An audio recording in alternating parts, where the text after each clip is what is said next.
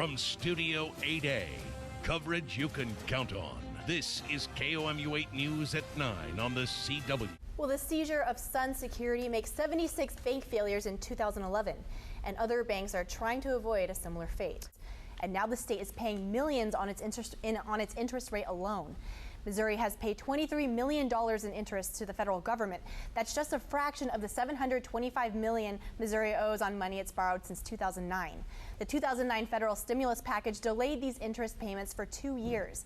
But the delay is over, and Missouri isn't the only one facing multi-million-dollar interest payments.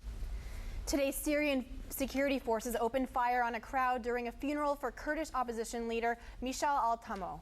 The Syrian Observatory for Human Rights said at least 50,000 people attended the funeral, and at least 6 people have been killed. Activists said gunmen broke into the opposition leader's home and shot him on Friday. Al-Tamo's son was also shot but only injured. It's still unclear who's behind the attacks. Reuters is reporting Yemen's president says he will step down in the coming days. It's unclear whether President Ali Abdullah Saleh will actually step down.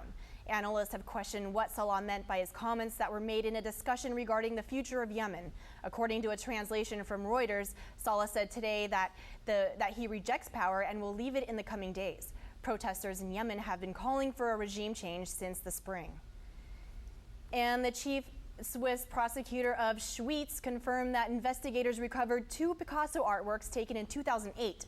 They were found nearly 600 miles away in Serbia. The works were snatched from the Sedom Cultural Center in Switzerland. They are valued at a total of more than $5 million. It's still unclear who stole the artwork. Yeah. Oh, it's just beautiful. Thanks a lot, Nick. All right. Missouri and Kansas State wrapped up their game less than an hour ago. Coming up in sports, see if Mizzou recovered from an early sloppy start. Baseball is an unselfish sport. For Mizzou, see how they played the game for Joplin.